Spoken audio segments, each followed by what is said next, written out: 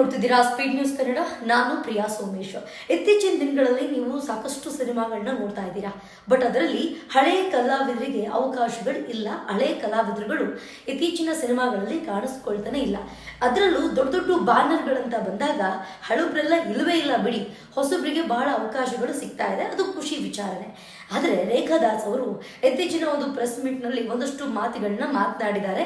ನಮಗೆ ಬೇರೆ ಕೆಲಸ ಬರಲ್ಲ, ಬಿಸ್ನೆಸ್ ಮಾಡಬೇಕು ಅಂತಂದ್ರೆ ಬಂಡವಾಳ ಕೂಡ ಇಲ್ಲ, ನಮಗೆ ಈ ಸಿನಿಮಾ ರಂಗದಲ್ಲಿ ಅವಕಾಶ ಕೂಡ ಸಿಗ್ತಾ ಇಲ್ಲ ಅಂತ ತಮ್ಮ ಅಳಲನ್ನ ತೋಡ್ಕೊಂಡಿದ್ದಾರೆ.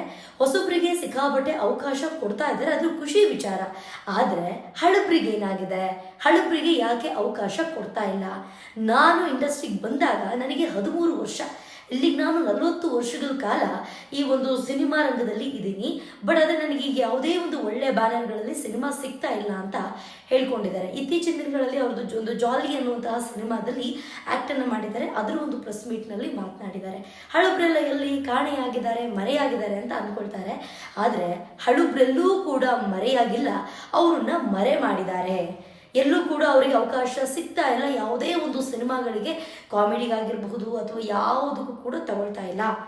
ನಾನೀಗ ಏನು ಮಾಡಬೇಕು ಅಂತಂದರೆ ಒಂದು ಕಾಮಿಡಿ ಮಾಡಬೇಕು, ಇಲ್ಲ ಅಂತಂದರೆ ನಾಟಕ ಮಾಡಬೇಕು, ಇವೆರಡರಲ್ಲಿ ಒಂದು ಮಾಡಬೇಕು. ನಮಗೆ ಇದಕ್ಕೂ ಕೂಡ ಅವಕಾಶ ಕೊಡಲಿಲ್ಲ ಅಂತಂದರೆ ನಾವೆಲ್ಲಿಗೆ ಹೋಗಬೇಕು? ನಮಗೆ ಇದು ಬಿಟ್ಟು ಬೇರೆ ಕೆಲಸ ಮಾಡೋದಕ್ಕೆ ಗೊತ್ತಿಲ್ಲ. ಮಾಡೋದಕ್ಕೋದ್ರೂ ಜನ ಒಪ್ತಾರ ನಾವು ಮಾಡೋ ಕೆಲಸವನ್ನ ಅಂತ ಪಾಪ ಅವರು ಒಂದು ಅಳಲನ್ನು ತೋಡ್ಕೊಂಡಿದ್ದಾರೆ.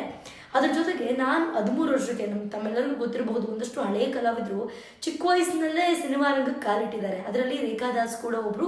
ಅವ್ರಿಗೆ 13 ವಯಸ್ಸಿದ್ದಾಗ ಈ ಒಂದು ಸಿನಿಮಾ ರಂಗಕ್ಕೆ ಕಾಲಿಟ್ಟವರು. ಸಿಕ್ಕಾಪಟ್ಟೆ ಹಿಟ್ ಸಿನಿಮಾಗಳಲ್ಲಿ ಅವರು ಕಾಮಿಡಿಯನ್ ಆಗಿ ಆ್ಯಕ್ಟ್ ಮಾಡಿದ್ದಾರೆ. ನಾವೆಲ್ಲರೂ ಕೂಡ ಅದನ್ನು ಎಂಟರ್ಟೈನ್ಮೆಂಟ್ ತಗೊಂಡು ಬಂದಿರೋರು. ಅವರು ಒಂದಷ್ಟು ಸಿನಿಮಾಗಳಲ್ಲಿ ಅವರ ಕಾಮಿಡಿಗಳನ್ನ ನೋಡಿಕೊಂಡು ಖುಷಿಯಿಂದ ನೋಡ್ಕೊಂಡು ಬಂದಿರುವಂಥದ್ದು.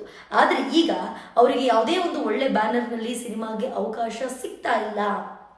ಅದ್ರ ಜೊತೆಗೆ ಇತ್ತೀಚಿನ ದಿನಗಳಲ್ಲಿ ತಾವು ನೋಡಿರ್ತೀರ, ಯಾವುದಾದ್ರೂ ಒಂದು ಕಂಪ್ನಿಗಳಲ್ಲಿ ಕಾಲ್ ಆಗಿದ ತಕ್ಷಣ ಅಲ್ಲಿನ ಮ್ಯಾನೇಜರ್ಸು ಅಥವಾ ಅಲ್ಲಿ ಒಂದು ಬೆಸ್ಟ್ ಎಂಪ್ಲಾಯಿ TL ಅಂದರೆ ಟೀಮ್ ಲೀಡರ್ ಯಾರಿರ್ತಾರೋ ಅವ್ರಿಗೆ ಯಾರಾದರೂ ಬೇಕಾದರೆ ಮಾತ್ರ ಅವ್ರನ್ನ ತಗೊಳ್ತಾರಲ್ವ, ಆ ರೀತಿಯಾಗಿ ಸಿನಿಮಾ ರಂಗ ಆಗೋಗ್ಬಿಟ್ಟಿದೆ. ಈ ಒಳ್ಳೊಳ್ಳೆ ಪ್ರೊಡ್ಯೂಸರ್ಸಿಗೆ ಹಾಗೆ ಡೈರೆಕ್ಟರ್ಸಿಗೆ ಯಾರು ತುಂಬ ಹತ್ತಿರ ಇರ್ತಾರೋ ಅವರನ್ನ ಮಾತ್ರ ಕರೆದು ಅವಕಾಶವನ್ನು ಕೊಡ್ತಾರೆ. ನಾವೆಲ್ಲ ಎಲ್ಲಿಗೆ ಹೋಗ್ಬೇಕು? ಈ 40 ವರ್ಷಗಳಿಂದ ಸಿನಿಮಾ ರಂಗದಲ್ಲಿದ್ದೀವಲ್ವಾ, ನಾವೆಲ್ಲ ಎಲ್ಲಿಗೆ ಹೋಗ್ಬೇಕು? ನಾವೆಲ್ಲ ಏನು ಕೆಲಸ ಮಾಡಬೇಕು? ನಮಗೆ ಆ್ಯಕ್ಟಿಂಗ್ ಬರಲ್ವಾ? ನಮಗೆ ಕಾಮಿಡಿ ಬರಲ್ವಾ? ನಾವು ಎಲ್ಲಿವರೆಗೂ ಆ್ಯಕ್ಟೇ ಮಾಡಿಲ್ವಾ? ಕ್ಯಾಮ್ರಾ ಫೇಸ್ ಮಾಡಿಲ್ವಾ? ಎಲ್ಲದನ್ನು ಮಾಡಿದ್ದೀವಲ್ವಾ? ಮತ್ತು ನಮಗೆ ಯಾಕೆ ಅವಕಾಶ ಕೊಡ್ತಾ ಇಲ್ಲ? ಕೊಡಬೇಕು ಅಂತ ಹೇಳ್ಬಿಟ್ಟು ರೇಖಾ ದಾಸ್ ಅವರು ಒಂದಿಷ್ಟು ಈ ರೀತಿಯಾಗಿ ಹಿರಿಯ ಕಲಾವಿದರಿಗೆ ಒಂದು ಏನೂ ಸಿಗ್ತಾ ಇಲ್ಲ. ಇವ್ರು ಮಾತ್ರ ಅಲ್ಲ, ರೇಖಾ ದಾಸ್ ಮಾತ್ರ ಅಲ್ಲ, ನೀವು ನೋಡಿರ್ತೀರ ಇತ್ತೀಚಿನ ದಿನಗಳಲ್ಲಿ ಸಿಕ್ಕಾಪಟ್ಟೆ ಹಿರಿಯ ಕಲಾವಿದರು ಸಿನಿಮಾ ರಂಗವನ್ನು ದೂಷಿಸ್ತಾ ಇರ್ತಾರೆ ಒಂದಲ್ಲ ಒಂದು ಕಾರಣಕ್ಕೆ. ಒಂದು ಹಿರಿಯ ಕಲಾವಿದರಿಗೆ ಚಾನ್ಸ್ ಸಿಗ್ತಿಲ್ಲ, ಅದ್ರ ಜೊತೆಗೆ ಹಿರಿಯ ಕಲಾವಿದರು ಸೆಟ್ ಹತ್ರ ಬಂದರೆ ಒಂದು ಮರ್ಯಾದೆ ಕೊಟ್ಟು ಮಾತಾಡಲ್ಲ. ಈಗಿನವರಿಗೆಲ್ಲ ಏನಾಗಿದೆ ಅಂತ ಬೈತಾ ಇರ್ತಾರೆ. ಒಟ್ಟು ಪಾಪ ರೇಖಾ ದಾಸ್ ಅವರು ನನಗೆ ಬೇರೆ ಕೆಲಸ ಮಾಡೋದಕ್ಕೆ ಬರಲ್ಲ, ಈಗ ಏನಾದ್ರು ಒಂದು ಬಿಸ್ನೆಸ್ ಮಾಡಬೇಕಂದ್ರೆ ಇನ್ವೆಸ್ಟ್ಮೆಂಟ್ ಬೇಕಲ್ಲ, ಬಂಡವಾಳ ಕೂಡ ನಮ್ಮ ಹತ್ರ ಇಲ್ಲ, ನಾವು ಎಲ್ಲಿಗೆ ಹೋಗಬೇಕು ಅಂತ ಪ್ರಶ್ನೆಯನ್ನು ಮಾಡಿದ್ದಾರೆ. ಈ ಪ್ರಶ್ನೆಗೆ ಯಾರ ಹತ್ರ ಉತ್ತರ ಇದೆಯಲ್ಲೋ ಗೊತ್ತಿಲ್ಲ.